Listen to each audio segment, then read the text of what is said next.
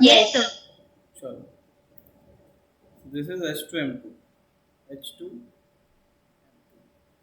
Okay. So far we have covered physical world में कहाँ तक? In physical world we have covered basic laws, basic forces, fundamental forces. So fundamental forces covered.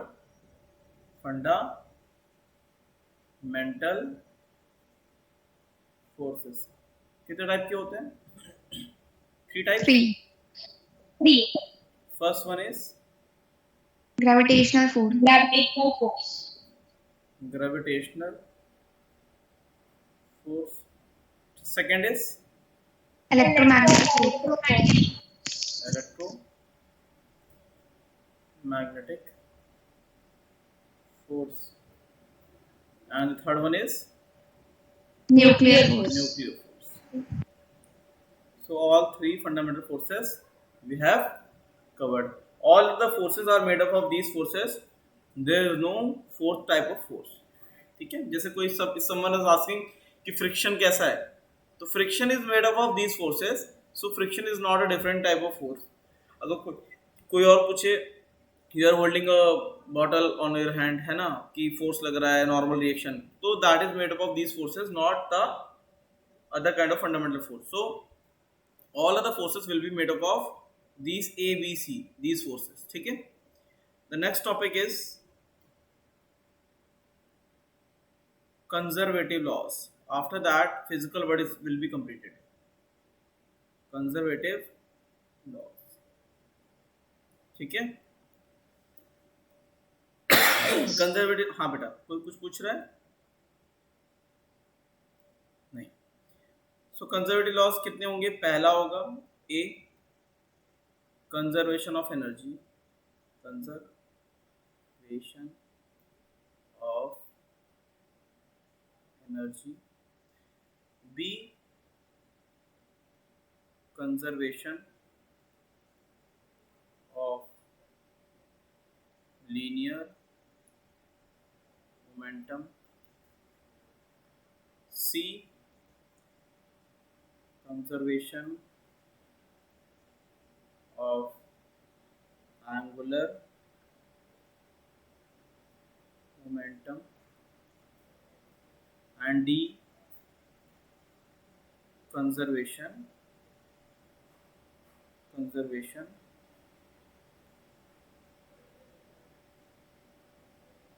of charge.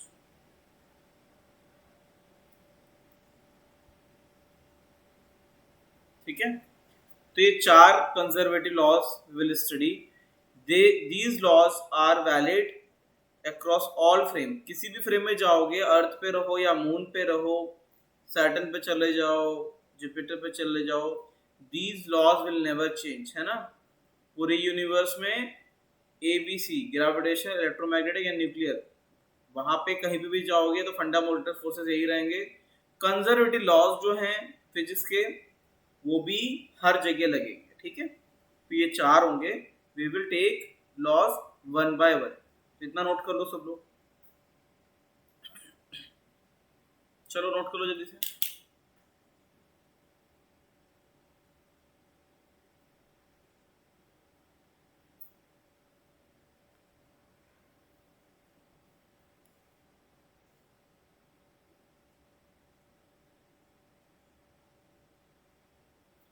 So first we will take conservation of energy. देखो पहला है conservation of energy. First क्या समझते हो conservation of energy से? बताओ, what is conservation of energy? जो कभी पढ़ा हो तुम्हारे हिसाब से, what is conservation of energy? गलत सलत जो डेफिनेशन जो भी आती है बस बताओ. बस मैं ये जानना चाहता हूँ कि तुम्हारे हिसाब से तुमने क्या पढ़ा हुआ है. What does conservation means? Conservation का मतलब क्या होता है? To save energy. To save. Energy. हाँ, मतलब चेंज ना होना ना, चेंज ना हो. ठीक है, सो कंजर्वेशन ऑफ एनर्जी का स्टेटमेंट ये है, energy neither created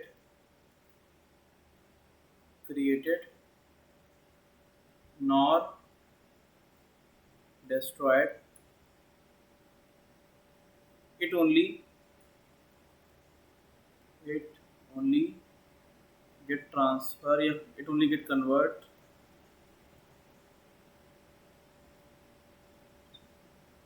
from one form to other. मतलब कभी भी एनर्जी का नया क्रिएशन नहीं हो सकता.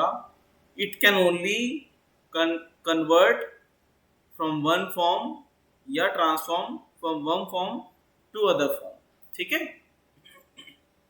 जैसे एग्जाम्पल के लिए we will take human body example ले लो. सबसे अच्छा एग्जाम्पल तो यही है ना. ह्यूमन बॉडी ले लो, एनिमल बॉडी ले लो, कोई भी बॉडी ले लो. तो ह्यूमन बॉडी में क्या होता है बताओ. ह्यूमन बॉडी में हमारा फ्यूल क्या है? तो फूड है कि नहीं. तो फूड अगर हम इनटेक करते हैं तो क्या होता है? This is kind of chemical energy. हाँ या ना? This is kind of chemical energy. अब यहाँ पे सेल्स क्या करते हैं? फूड से एनर्जी को एक्सट्रैक्ट करेंगे. तो यहाँ पे अपने ह्यूमन बॉडी में एनर्जी स्टोर हो जाएगी. अब हम रनिंग करने लग जाएं तो हमारा क्या होगा? ये एनर्जी किस में कन्वर्ट हो जाएगा? काइनेटिक एनर्जी में. हाँ या ना? सही कि नहीं? Yes, तो sir. हमने एक फॉर्म Yes. ऑफ एनर्जी को दूसरे फॉर्म में चेंज कर दिया कि नहीं? तो एक एनर्जी की फॉर्म को दूसरे में चेंज कर दिया, तो काइनेटिक एनर्जी. दूसरा एग्जांपल क्या हो सकता है? इंजन की बात करते हैं. इंजन, जो कार और बाइक में इंजन होता है, वो क्या करता है? वो फ्यूल लेता है. ठीक है. फ्यूल, पेट्रोल, डीजल जो भी डालो, उसको कार्बोरेटर इंजेक्ट जब करता है तो फिर पिस्टन में जब बर्न होता है तो हीट एनर्जी बनती है. उस हीट एनर्जी का यूज करके पिस्टन मूव करता है तो कार मोशन में आती है. और कौन सी एनर्जी बनती है? काइनेटिक एनर्जी, है ना. कौन सी? Kinetic energy. जब भी गाड़ी मोशन करेगी, रोटेट करेगी, मूव करेगी, तो काइनेटिक एनर्जी होती है. ठीक है. और फ्यूल क्या है? केमिकल एनर्जी है. क्या है? Chemical energy. तो बताओ एनर्जी का कन्वर्जन हो रहा है कि नहीं हो रहा है? Yes sir. है कि नहीं? ठीक है. तो एनर्जी सिर्फ एक फॉर्म से दूसरे फॉर्म में कन्वर्ट होती है, कभी भी नया एनर्जी का क्रिएशन नहीं होता. इसे याद रखना. ठीक है.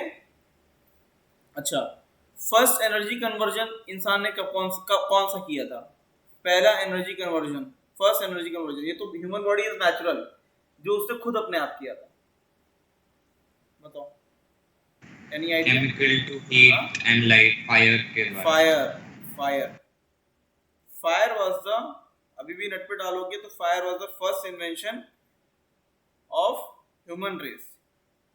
फायर के बाद से वो एनर्जी को कन्वर्ट करना सीख गया. फायर से फर्स्ट टाइम, है ना, ये फर्स्ट कन्वर्जन था. फर्स्ट कन्वर्जन ह्यूमन का ऑफ केमिकल एनर्जी, मान लो one energy to heat energy में कन्वर्ट किया ना उसने. फिर फायर से करते करते करते वो आज इतना एडवांस हो चुका है कि न्यूक्लियर एनर्जी में अब वो मास को एनर्जी में कन्वर्ट कर लेता है. मास को एनर्जी में. ठीक है. कौन से फॉर्मूले से? E equals to mc². इस फॉर्मूले से मास कन्वर्ट्स टू एनर्जी. अब ये बताओ, मैंने अभी तुमसे बोला कि एनर्जी तो नहीं बनती नहीं है, लेकिन न्यूक्लियर एनर्जी में मास टू एनर्जी में कन्वर्ट हो रहा है तो नई एनर्जी बन रही है. तो ये स्टेटमेंट गलत नहीं हो गया भाई? इन न्यूक्लियर एनर्जी क्या होता है, जो एटॉमिक रिएक्शन, जो आपका न्यूक्लियर रिएक्शन होता है, तो न्यूक्लियस ब्रेक्स, है ना, nucleus split into smaller fragment, है ना. तब क्या होता है? सम मास गेट कन्वर्ट इनटू एनर्जी. कुछ मास जो एनर्जी में कन्वर्ट हो जाता है. तो एनर्जी का नया क्रिएशन हो गया, तो स्टेटमेंट गलत नहीं हो जाएगा? Any idea? बोलो. वो इसलिए गलत नहीं होगा क्योंकि मास और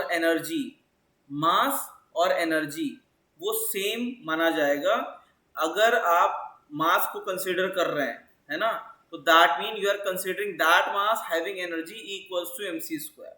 समझे कि नहीं? जैसे अगर कहीं पे ऑब्जेक्ट कोई m मास का रखा हुआ है तो उतना मास अगर एनर्जी में कन्वर्ट होता है तो E equals to mc square के फॉर्मूले से इट विल जनरेट एनर्जी। तो एक्चुअल में मास भी एनर्जी का ही फॉर्म माना जा सकता है। ठीक है, तो टेक्निकली हमने कोई भी नई एनर्जी क्रिएट नहीं करी है, we only convert mass energy into actual energy. ठीक है, तो इसलिए न्यूक्लियर एनर्जी में लोगों का रहता है कि नहीं सर यहाँ तो एनर्जी का नया क्रिएशन होता है, तो ऐसा कुछ नहीं होता है। मास एनर्जी में कन्वर्ट होता है, नया कुछ जनरेट नहीं बन रहा है। नए का मतलब है कि पहले कुछ नहीं था और अब बन गया। ठीक है, ये एक फॉर्म से दूसरे फॉर्म में सिर्फ कन्वर्जन होता है। ठीक है, क्लियर है? किसी को कोई क्वेश्चन है तो पूछ सकते हैं, कोई भी क्वेश्चन है तो पूछ सकते हैं, हम अगली स्लाइड में जाने वाले हैं। सर हाँ सर वो जो फॉर्मूला है ना E is equal to mc square, तो उसमें E is energy, m is mass और C क्या है? हाँ, ये हम आगे वैसे डिस्कस करते हैं। E एनर्जी है, हाँ, ठीक है, m आपका मास m है केजी में, C और c is speed of light. तो c is speed of light. ठीक है, c क्या होता है? आपका लाइट का स्पीड होता है। c क्या है? Speed of light. क्या बेटा? बेटा कोई कोई कुछ पूछ रहा सर था। हाँ हाँ, सर बोलो बोलो बेटा। सर जो C है हम्म, ऑफ द लाइट है, वो क्या है? c is speed of light बेटा, c is speed of light. C stands for speed. c is speed of light. Whenever mass converts to energy, the energy is equal to, ये Einstein ने equation दिया था, बहुत famous equation है, शायद आपको पता भी होगा। E equals to mc square का उन्होंने स्टेटमेंट दिया था। Whenever there is conversion of mass into energy, the energy liberated will be equals to E equals to mc square के फॉर्मूले से we will calculate the energy liberated during the conversion of mass into में energy। ठीक है, समझ में आया कि नहीं? तो तुम्हें ये समझना है कि एनर्जी कभी भी यूनिवर्स में नया क्रिएट नहीं होता, ये सिर्फ एक फॉर्म से दूसरे फॉर्म में कन्वर्ट होता है। क्लियर है कि नहीं? Is it clear? Yes sir. चलो ये नोट कर लो। अगर हम बात करें, देखो अगर हम इलेक्ट्रिसिटी की बात करें, सबसे देखो इलेक्ट्रिसिटी जो है वो सबसे ज्यादा यूज होने वाला एनर्जी का फॉर्म है इलेक्ट्रिसिटी, है ना? ठीक है, मोस्ट कॉमन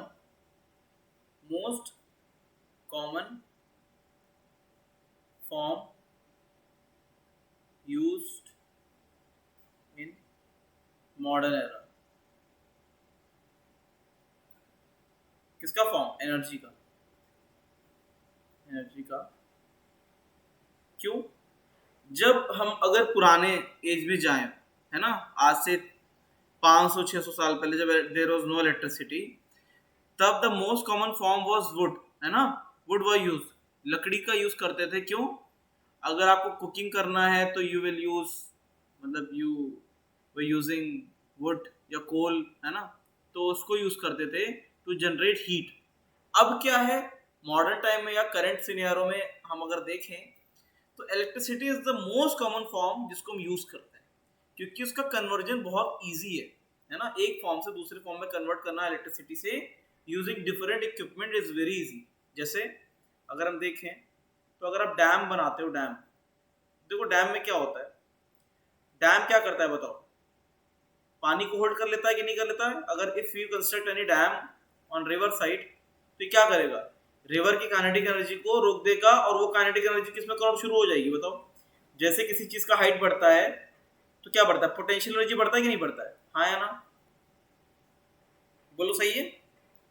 अगर किसी चीज का ऑब्जेक्ट है, अगर आपने किसी ऑब्जेक्ट को यहाँ से छोड़ा, किसी हाइट से यहाँ से छोड़ दिया बॉल को, और हाफ mv स्क्वायर उसकी काइनेटिक एनर्जी होगी। हाईएस्ट पॉइंट पे जब वो पहुंच जाएगा h हाइट पे, तो बताओ पोटेंशियल एनर्जी कितना हो जाएगा? mgh। हाँ या ना? सही कि नहीं? ये पढ़ा है ना पोटेंशियल एनर्जी क्या होती है? कभी 10th 9th में पढ़ा है? ठीक यस है। सर। तो देखो, आपने जब बॉल को फेंका था तो उसके पास काइनेटिक एनर्जी थी, जब उसके पास स्पीड होती है तो काइनेटिक एनर्जी थी, और जैसे पहुंच गया ऊपर तो पोटेंशियल एनर्जी में कन्वर्ट हो गया, इज इक्वल्स टू mgh। समझे कि नहीं? क्लियर है? तो इसी तरीके Yes. से when we construct any dam और अ रिवर, तो क्या होगा, रिवर के फ्लो को रोक देगा तो kinetic energy of river will get convert into potential energy. समझ गए? और यहाँ पे एक टनल होता है, टनल से वाटर ऐसे जाता है बड़ा हाई स्पीड में, और ये वाटर टरबाइन को घुमाता है। किसको? टरबाइन को। टरबाइन के घूमते मैग्नेटिक एनर्जी प्रोड्यूस होती है, मैग्नेटिक एनर्जी से इलेक्ट्रिसिटी प्रोड्यूस होती है, तो यहाँ से इलेक्ट्रिक एनर्जी कन्वर्ट बन के आ जाती है, इलेक्ट्रिक एनर्जी बनती है। ठीक है। फिर ये इलेक्ट्रिक एनर्जी जो है, बड़े बड़े एचटी लाइन देखे होंगे, इसका यूज करते, हाई वोल्टेज एचटी लाइन है ना, एचटी लाइन, इसका वोल्टेज बहुत ज्यादा होता है, कभी देखा होगा आउटस्कर्ट में, इसका वोल्टेज इज वेरी हाई, 2 से 4 लाख वोल्ट होता है। तो हाई टेंशन लाइन के थ्रू ये हर जगह भेजी जाती है। फिर it comes to power house, power house में आती है, each cities has its own power house. So power house में क्या होता है, ये एचटी लाइन आती है, उसका कन्वर्जन होता है, then it goes to street light. Street line जो होती है वो 440 वोल्ट की होती है। फिर स्ट्रीट लाइन से जब आपके घर पे आता है, होम पे आते आते ये कितना हो जाएगा, 220 वोल्ट हो जाएगा। तो 220 वोल्ट आपके घर में आता है सप्लाई इलेक्ट्रिसिटी का। अब इससे if you run different type of equipment, तो देखो एनर्जी का कन्वर्जन हो जाएगा। अगर इससे हीटर चला दोगे तो इलेक्ट्रिसिटी से कौन सा एनर्जी बन जाएगा, हीट एनर्जी। हाँ या ना, है ना? ठीक है। अगर लाइट Yes. चला दोगे, ये लाइट है कोई भी बल्ब, तो लाइट एनर्जी, है ना? अगर स्पीकर चला दोगे, साउंड एनर्जी। तो देखो कितना आसानी से कन्वर्जन हो रहा है डेली लाइफ में। अगर आप इफ यू सी, तो आप घर में दिन भर एनर्जी कन्वर्जन कर रहे हैं, electrostatic energy, that is electric energy को आप किस में कन्वर्ट कर रहे हो, आप डिफरेंट टाइप ऑफ एनर्जी में कन्वर्ट कर रहे हो। ठीक है। तो ये सबसे बेस्ट एग्जांपल है कि देखो कहां से कहां पे आ गए, रिवर के काइनेटिक एनर्जी को पोटेंशियल एनर्जी में कन्वर्ट किया, उसके पोटेंशियल एनर्जी को फिर काइनेटिक एनर्जी में कन्वर्ट किया, फिर ये टरबाइन घूमा, टरबाइन घूमने से इलेक्ट्रिसिटी प्रोड्यूस हुई, अब वो इलेक्ट्रिसिटी घर पे आई, उसको डिफरेंट फॉर्म में यूज कर लिया। समझ में आया कि नहीं? ठीक है। Yes. तो this is the process of energy conversion in dam. Dam में हो गया, थर्मल पावर प्लांट हो गया, इसी तरीके से काम करता है। क्लियर है कि नहीं? Yes. ठीक है, चलो नोट कर लो। चलो next is conservation. The second one is conservation of linear momentum. Conservation of linear momentum. इसको बताने से पहले यही बता दो कि what is linear momentum. Linear momentum क्या होता है पहले ये तो पता चल जाए, है कि नहीं? So what is linear momentum? Linear momentum क्या होता है? लीनियर मोमेंटम बताओ, एनी आइडिया? बोलो, कोई आइडिया है? नहीं। इससे भी पहले हम देखेंगे कि दो चीजें होती हैं, one is vector and one is scalar. इसके बारे में कोई आइडिया कि वेक्टर क्या होता है, स्केलर क्या होता है?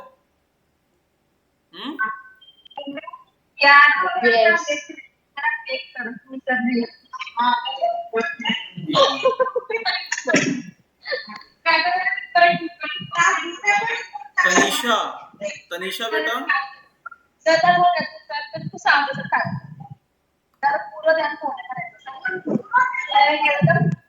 माइक ही डिसेबल करना पड़ता है ऐसे बच्चों के बाद, उसको पता ही नहीं है कि क्लास में बैठे हैं क्या कर रहे हैं अलग ही लेवल में सब चल रहा है इनका। तुम लोग का विजुअल अटेंडेंस लिया मैंने एक बार भी, हाँ सर पहली क्लास में लिया था। है ना? अब पता इसलिए लेते हैं, पता नहीं कहाँ बैठे हैं। खैर तो अच्छे बच्चे जो हैं उनको फर्क नहीं पड़ता, उनको देखना नहीं पड़ता पढ़ने के लिए। खैर, वेक्टर इज अ टर्म जिसमें मैग्नीट्यूड भी होता है, मैग्नीट्यूड और प्लस डायरेक्शन दोनों चीजें होती हैं, डायरेक्शन भी होता है। स्केलर में सिर्फ और सिर्फ मैग्नीट्यूड होता है। एग्जांपल, स्पीड, कार का स्पीड अगर है 100 किलोमीटर पर आवर, ठीक है, तो सिर्फ स्पीड में मैग्नीट्यूड है 100, लेकिन वेलोसिटी क्या आएगा, वेलोसिटी में डायरेक्शन भी आएगा। जैसे कार का वेलोसिटी है 100 किलोमीटर पर आवर और जा रही है नॉर्थ में, तो देखो यहाँ पे क्या है, ये मैग्नीट्यूड हो गया और ये डायरेक्शन हो गया, समझे कि नहीं? ये मैग्नीट्यूड हो गया और ये डायरेक्शन। तो वेक्टर एक ऐसा टर्म होता है जिसमें मैग्नीट्यूड भी होता है, डायरेक्शन भी। तो स्पीड को तुम ऐसे ही शो करोगे सिर्फ, वेक्टर को जब किसी भी वेक्टर को शो करते हैं तो उसमें एक एरो बना देते हैं, ये एरो ये बताता है कि इसमें डायरेक्शन भी है, ठीक है? तो जल्दी से अगर समझें, स्केलर वेक्टर को आगे डिटेल में पढ़ेंगे, स्केलर वेक्टर को आगे हम डिटेल में पढ़ेंगे, लेकिन अभी तो ये बता सकते हैं ना कि scalar only as magnitude and vector has magnitude as well as direction, है ना? डायरेक्शन। क्लियर है कि नहीं? यस। ये चलो, तो लीनियर मोमेंटम क्या होता है? Whenever there is a motion of a object, जब भी किसी ऑब्जेक्ट का मोशन होता है तो उसका, अच्छा वेलोसिटी, डायरेक्शन तो फिक्स है ना, वो जाएगा जिस डायरेक्शन में जाएगा, वेलोसिटी उस डायरेक्शन में होगा। तो जो लीनियर मोमेंटम p होता है वो होता है मास इनटू में velocity, this is called linear momentum, ये होता है लीनियर मोमेंटम, समझे? इसको बोलते हैं लीनियर मोमेंटम। मास को वेलोसिटी से मल्टीप्लाई करोगे that will give you linear momentum. इसका डायरेक्शन क्या होगा? जो भी वेलोसिटी का डायरेक्शन होगा वही इसका डायरेक्शन होगा। तो लीनियर मोमेंटम क्या है? वेक्टर हुआ ना, दिस इज द वेक्टर, आया ना, बोलो? यस। तो this is called linear momentum. ऊपर एरो क्यों बनाया है? क्योंकि ये वेक्टर क्वांटिटी है, ठीक है? क्लियर? यस। अब देखो फील कैसे आएगा कि लीनियर मोमेंटम क्या होता है। फील ऐसे आएगा कि अगर हम एक कार बनाएं, एक कार है और एक ट्रक है ना, ऐसे बॉक्स ही डिनोट कर रहे हैं। कार का मास लेते हैं, कार का mass take 1000 kg, car is moving with 20 meter पर सेकेंड, और ट्रक का मास कार से तो 10 टाइम्स होता ही है, 10,000 kg ले लो, it is also moving with 20 meter पर सेकेंड। इसका लीनियर मोमेंटम कार का कितना आएगा? कार का 1000 इंटू में 20, दैट इज इक्वल्स टू 20,000। और ट्रक का कितना आएगा? 10,000 10,000 into 20. इंटू में 20, कितना हो जाएगा? 2 लाख, ठीक है? अब बताओ किसकी टक्कर खतरनाक ज्यादा होगी, कार की या ट्रक की? सेम स्पीड में चल रहे हैं, both are moving with the same speed, लेकिन अगर ट्रक टक्कर मारेगा 20 की स्पीड में तो वो ज्यादा खतरनाक होगा कि कार? Obviously truck. Although they are having the same velocity, लेकिन मोमेंटम किसका ज्यादा है बताओ? ट्रक। ट्रक का momentum is more compare to car. तो ये है लीनियर मोमेंटम। जो आपको फील होता है ना कि कोई चीज कोलाइड कर रही है तो कितना इम्पैक्ट डाल रही है, तो वो इम्पैक्ट जो लेके आ रहा है वो उसका लीनियर मोमेंटम है। दैट इज द मिली जुली प्रॉपर्टी ऑफ मास और वेलोसिटी। मास वेलोसिटी का मल्टीप्लिकेशन होता है लीनियर मोमेंटम, ठीक है? क्लियर है कि नहीं? समझ Yes, गए? sir. चलो नोट कर लो इसे। हाँ sir. So this is the linear momentum, ये लीनियर मोमेंटम है, ठीक है? अब कंजर्वेटिव लॉ से पहले मुझे जरा सा ये भी बता दो कि न्यूटन के लॉ थोड़े से देखे होंगे। क्यों? क्योंकि जब कर रहे हैं तो थोड़ा सा फील के साथ पूरा ही देख लें। तो न्यूटन के लॉ तो पढ़े ही होंगे, न्यूटन्स लॉज। न्यूटन्स कितने होते हैं? 1 2 3 4 5 कितने होते हैं? 3 3 लॉ, 3. है ना? क्या बस उनके नाम बता दो, बाकी हम डिस्कस बाद में करेंगे। First law is law of inertia. Law of inertia. Law of inertia. Second one is Law of momentum. Law of momentum. Third one is action Every Action or reaction. ये लॉ बड़ा famous है, action reaction. क्यों? क्योंकि हर जगह ही applicable है। Actual में Newton के ये तीनों लॉ हैं, ये सिर्फ मैकेनिक्स तक नहीं है, हर जगह एप्लीकेबल होते हैं। इवन इन इलेक्ट्रोमैग्नेटिक अगर जाओगे तो वहां पे भी एप्लीकेबल है, ठीक है, वहां पे भी दिस लॉ इज एप्लीकेबल। तो लॉ ऑफ इनर्शिया होता है, लॉ ऑफ मोमेंटम होता है, और एक्शन रिएक्शन भी होता है। एक्शन रिएक्शन क्या बताता है? Every action has equal and opposite reaction. तुम जितना इम्पैक्ट किसी चीज पे डालोगे उतना इम्पैक्ट वो चीज तुम्हें अपोजिट डायरेक्शन में डालेगी। आज तुम कोई भी एक्शन दे रहे हो तो उसका रिएक्शन तुम्हें जरूर मिलेगा, ठीक है, क्लियर है? यस। चलो, तो अब यहां से देखना, यहां से कि ये कहता क्या है, ये स्टेटमेंट कहता क्या है। ये स्टेटमेंट ये बोलता है conservation of linear momentum, the linear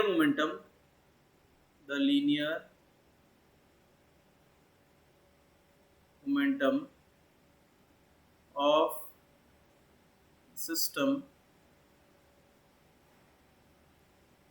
will remain unchanged. The linear momentum of the system will remain unchanged if there is no external force on the system। मतलब कि एक्सटर्नल फोर्स नहीं होना चाहिए, ठीक है। इंटरनल, अब क्या होते हैं एक्सटर्नल फोर्स, क्या होते हैं इंटरनल फोर्स, क्या होता है सिस्टम, वो भी हम देखेंगे। This is the statement of conservation of linear momentum, ठीक है। ये कंजर्वेशन ऑफ लीनियर मोमेंटम का स्टेटमेंट है। The linear momentum of the system will remain unchanged, ठीक है, if there is no external force acting on the system, ठीक है। अब क्या होता है सिस्टम, वो समझ लो। सपोज कोई भी ऑब्जेक्ट है, ठीक है, दो ऑब्जेक्ट हैं, एक गन और बुलेट का ही मैं एग्जांपल लेके बताता हूँ। गन को फायर करोगे, उसको हम अच्छे से आगे भी देखेंगे, लेकिन गन और बुलेट पहले तो एक मास थे जब वो अंदर थे, और बाद में डिटैच हो जाएंगे। तो इसको you can take in a system, है ना।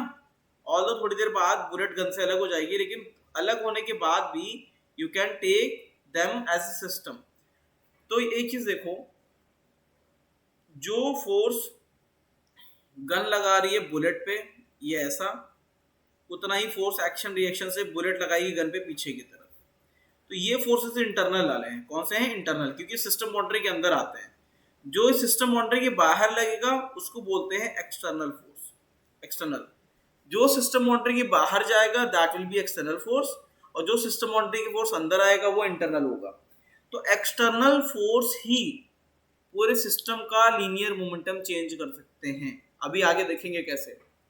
इंटरनल फोर्स से पूरे सिस्टम का लीनियर मोमेंटम कभी चेंज नहीं होता है।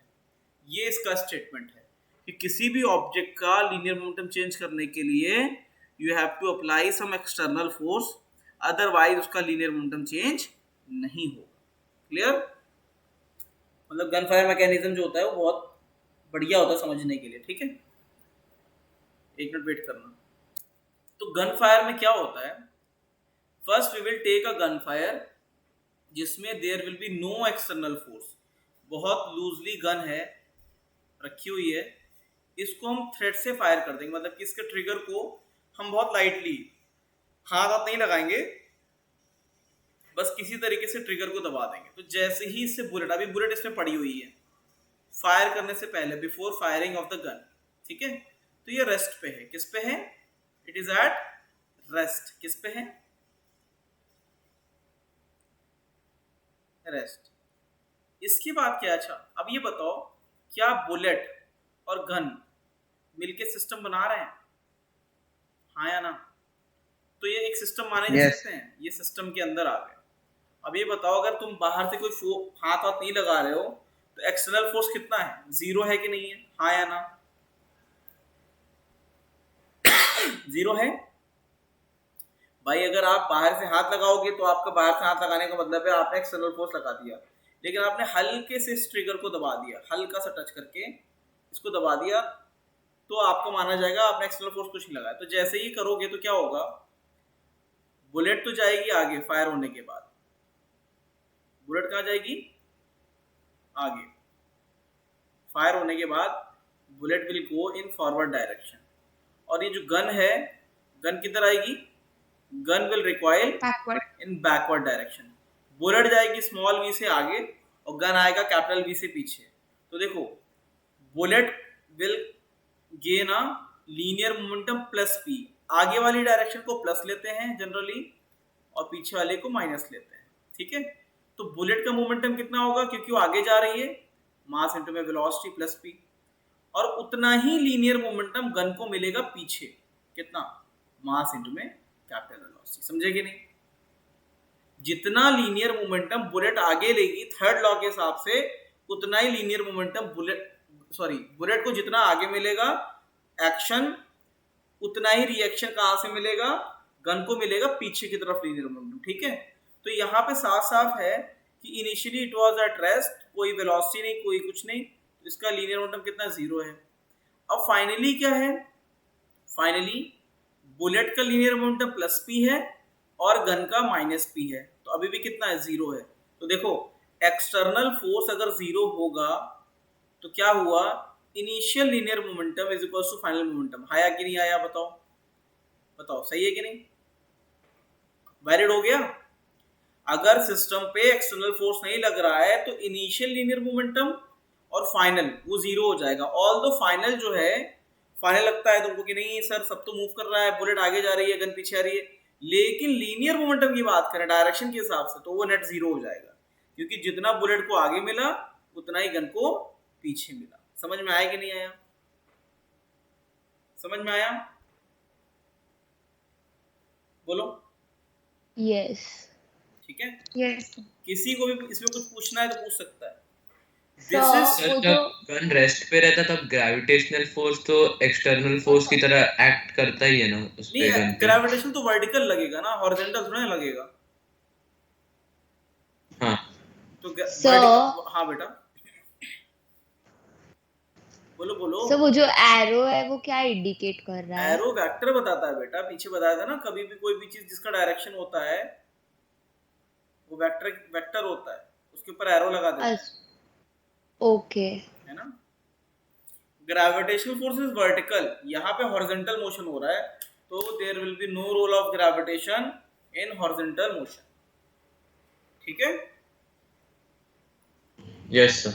चलो इसे नोट कर ले सब लोग। देखें तो ऐसा नहीं है कि एक दूसरे पे फोर्स नहीं लगा रहा है, बिल्कुल लगा रहे हैं। बुलेट पे गन लगाती है फोर्स, इंटरनल फोर्स, और उतना ही फोर्स बुलेट गन पे लगाती है थर्ड लॉ के हिसाब से, लेकिन this is inside system boundary, system boundary के अंदर आता है, ठीक है। इसीलिए ये नेट सिस्टम का लीनियर मोमेंटम अगर इंडिविजुअली देखें तो सबका लीनियर मोमेंटम चेंज हो गया है। बुलेट का 0 था, 0 से प्लस पी हो गया है, गन का 0 तो 0 से माइनस पी हो गया है, लेकिन सिस्टम का अभी भी उतना ही है, 0 के बराबर, ठीक है। अब गन फायर एक्चुअल में होता कैसा है वो देखो। गन फायर एक्चुअल में ऐसा होता है, जब भी गन को फायर करते हैं, ठीक है, तो जब भी आप इसको होल्ड करते हो तो टाइटली होल्ड करते हैं, ठीक है। इतनी बड़ी गन नहीं है, कैनन टाइप की लग रही है, समझाने का तरीका है। तो जैसे ही गन से बुलेट निकलेगा उसको टाइटली इसलिए पकड़ते हैं कि ये बुलेट निकल गया स्मॉल वी से, अब गन का मास और आपका मास एड अप हो जाएगा, ठीक है। तो पहले जो गन का रिकॉइल था कितना, -p, that was equals to mv। अब वो कितना हो जाएगा, now it will be m plus m dash v। आपका भी मास उसमें एड अप हो जाएगा, तो रिकॉइल स्पीड डिक्रीज कर जाएगी। सिंपल सा है क्या, क्योंकि लीनियर मोमेंटम तो मिलेगा ही मिलेगा गन को, तो p is equals to mv के हिसाब से अगर m की वैल्यू बढ़ाओगे तो v का वैल्यू घट जाएगा। इसीलिए गन जब फायर करते हैं तो उसको इतना टाइटली पकड़ते हैं कि बुलेट का मास और हमारा मास एड अप होके क्या हो जाए, बराबर एड अप हो जाए और मास इंक्रीज कर जाएगा, तो रिकॉइल वेलोसिटी डिक्रीज कर जाएगा। समझ में आया कि नहीं आया? Is it clear? सर एक बार एक्सप्लेन करोगे क्या? बेटा मैं ये बता रहा था कि एक्चुअल में गन फायर कैसे करते हैं। तो एक्चुअल में करेक्ट वे जो होता है वो ये होता है कि गन को इतना टाइटली होल्ड करो कि गन का मास और आपका मास सेम मास हो जाए, तो m प्लस एम डैश हो, m प्लस एम डैश। तो अगर आपका मास और गन का मास मिलके बढ़ जाएगा तो रिकॉइल वेलोसिटी घट जाएगा ना। समझे कि नहीं? नहीं समझा? हाँ सर। ठीक है, तो नोट कर लो। So I got disconnected. So please can you explain this again? Beta, whenever we fire a gun, this is the correct way of firing a gun. When you hold a gun tightly, then what happens? The recoil speed decreases because you will still get a reverse momentum in backward direction, that is minus p. Initially, when there was no mass, like there is no mass of other body, then recoil velocity was capital V. Now if you are adding a mass with the gun, then recoil velocity will decrease. ये recoil velocity घट जाएगी. This mass will increase and recoil velocity will decrease. Clear? ठीक है? So yes.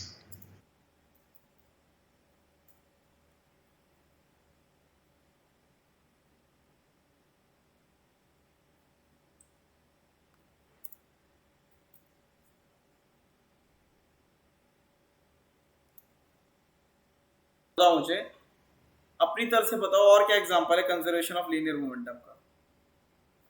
कुछ और example तुम बताओ, और कुछ बताना चाहोगे? अच्छा, स्पेस में अगर फायर करेंगे, स्पेस में अगर गन को फायर करोगे तो क्या होगा बताओ? अगर स्पेस में गन को फायर कर देंगे तो क्या होगा? आपको बढ़िया भेजा गया स्पेस में। अच्छा, स्पेस में, और स्पेस में आपने गन को फायर किया तो क्या होगा? तो बुलेट तो जाएगी आगे और गन के साथ बढ़िया अच्छा खासा रिकॉइल लेके पीछे चले आओगे, कभी नहीं रुकोगे, पता है? समझ रहे हो? तो स्पेस में गन फायर जो है एक अच्छा आइडिया नहीं है बिल्कुल भी। स्पेस में अगर आपने गन को फायर कर दिया तो भले आप यहाँ पे क्या होता है, ग्राउंड आपको रोक लेता है, ठीक है? अर्थ पे खड़े हो, ग्राउंड आपको रोक लेता है, पीछे का भी जो आप पीछे जाते नहीं, ठीक है? ग्राउंड फ्रिक्शन लगा देता है, बचा लेता है आपको। लेकिन स्पेस में चले जाओगे तो वहाँ पे कोई ग्राउंड नहीं है, देयर इज नो फ्रिक्शन, तो बुलेट तो जाएगा आगे, बुलेट जाएगा आगे और बढ़िया गन के साथ तुम जाओगे पीछे। समझ में आया कि नहीं? तुम जाओगे पीछे और बुलेट जाएगा आगे और कभी नहीं रुकोगे स्पेस में, समझे? क्योंकि स्पेस में लग जाएगा, क्या लग जाएगा आपका? वो ये लग जाएगा कि अब जो मोमेंटम एक्वायर कर लिया है अब वो चल लगता ही रहे, क्योंकि वहां पे कोई एक्सटर्नल फोर्स है नहीं।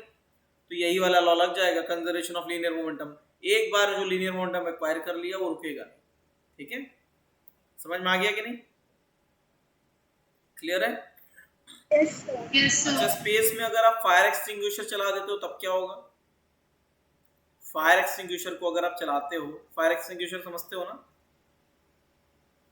हाँ सर। ठीक है, इससे क्या निकलता है? कार्बन डाइऑक्साइड और भी गैसेस निकलती हैं। एक काइंड ऑफ गैस का इजेक्शन होता है हाई प्रेशर, है ना? तो अगर स्पेस में चलाओगे तो it will act like a rocket की तरह एक्ट करेगा। एयर जाएगा इस तरफ और आप जाओगे लीनियर मोमेंटम से, कंजर्वेशन ऑफ लीनियर मोमेंटम लगा के पीछे। समझ में आएगी नहीं? तो स्पेस में फायर एक्सटिंग्विशर को रॉकेट की तरह यूज कर सकते हैं। समझ में आएगी नहीं? स्पेस में फायर एक्सटिंग्विशर को रॉकेट की तरह यूज कर सकते हैं। रॉकेट इंजन और जेट इंजन में फर्क जानते हो? रॉकेट इंजन और जेट इंजन, एनी आइडिया? कोई देगा? रॉकेट इंजन और जेट इंजन में कोई फर्क पता है किसी को? चलो पहले नोट कर लो फिर पूछेंगे। अब मुझे बताओ, थोड़ा सा एक ऐसे ऑफ द टॉपिक है लेकिन स्टिल मैं पूछूं तो मुझे बताओ कि क्या रॉकेट इंजन और जेट इंजन में फर्क पता है? क्योंकि बचपन से कभी ना कभी टीवी पे रॉकेट लॉन्चिंग देखी होगी तुम लोगों ने। रॉकेट इंजन और जेट इंजन में फर्क पता है? अच्छा ये बताओ, क्या जिस प्लेन में हम लोग कमर्शियल प्लेन होता है, जिसमें हम लोग प्लेन में ट्रेवल करते हैं, क्या उससे स्पेस में जाया जा सकता है? No sir. क्या उस एरोप्लेन से, अच्छा ये बताओ, चलो फाइटर जेट जो होता है, फाइटर जेट तो बहुत पावरफुल होता है, क्या वो स्पेस में जा सकता है? बताओ, स्पेस में एयर है ही नहीं, स्पेस में देयर इज नो एयर। अब बताओ क्या वहां जेट इंजन वर्क कर सकता है? देखो जेट इंजन क्या होता है, जेट इंजन इस तरीके से काम करता है। एरोप्लेन के जेट इंजन बात करें तो ऐसा कुछ होता है इस तरीके से, ठीक है। तो जेट इंजन क्या करता है, एयर लेता है और बहुत हाई प्रेशर एयर यहाँ से छोड़ता है, ठीक है। तो जेट फ्लो होता है, इसको बोलते हैं जेट। ये होता है जेट इंजन। लेकिन जेट इंजन रिक्वायर्स एयर, पहले वो एयर सक करेगा फिर उसको खींच के फेंकेगा, है ना। लेकिन रॉकेट इंजन कब बना था, जब नासा को स्पेस में अपना शटल भेजना था, तब नासा के सामने सबसे बड़ा चैलेंज वाज कि there is no air in space, so jet engine will not work in space. तो वहां पे रॉकेट इंजन का इन्वेंशन हुआ। रॉकेट वैसे पहले बना लिए गए थे, लेकिन रॉकेट इंजन क्या करता है, in rocket, how rocket works, rocket doesn't require any क्या, एयर। फायर एक्सटिंग्विशर को चलाने के लिए do not require any air, है ना, उससे प्रेशर्ड एयर निकलती है। In the same way rocket में क्या होता है, रॉकेट में लिक्विड हाइड्रोजन होता है, लिक्विड हाइड्रोजन वो बर्न होता है और गैसेस विल इजेक्ट, है ना। बर्न होने के बाद वो इस तरीके से इजेक्ट होगी गैस यहाँ से, तो इसको किसी भी एयर की जरूरत नहीं है। This rocket engine can only work in space.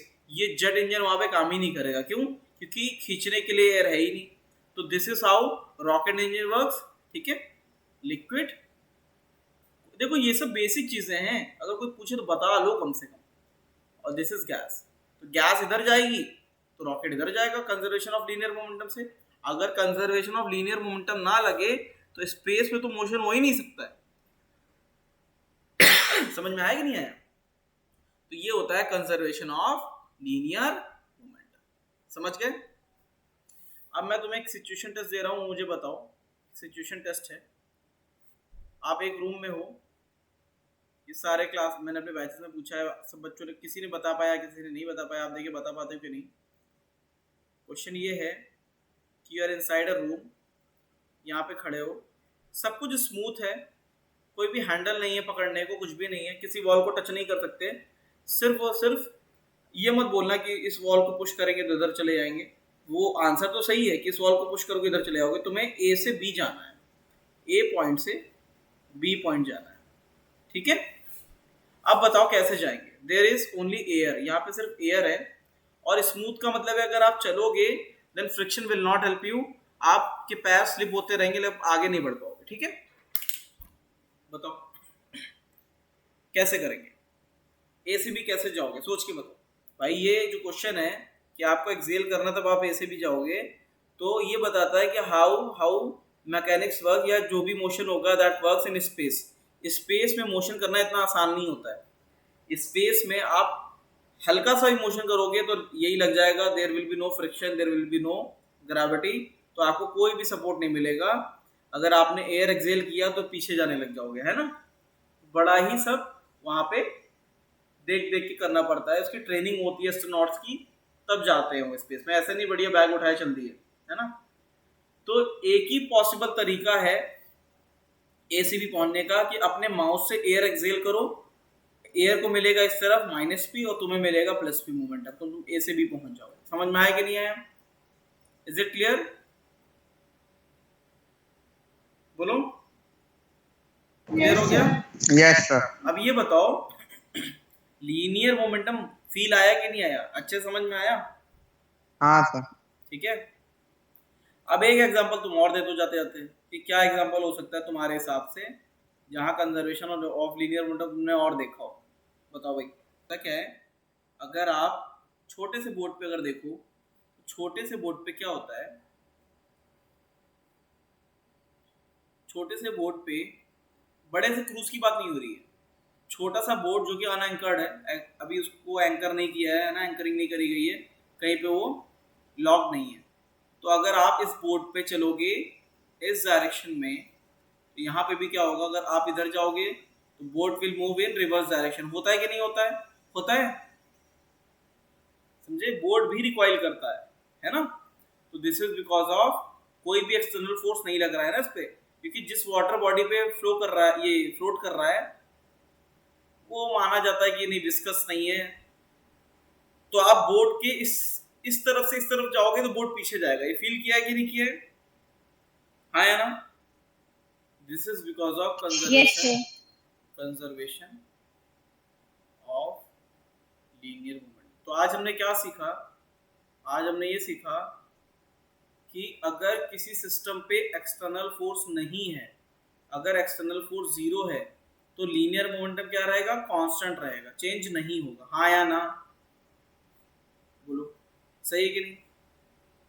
ठीक है, समझ में आया? Yes. हाँ सर।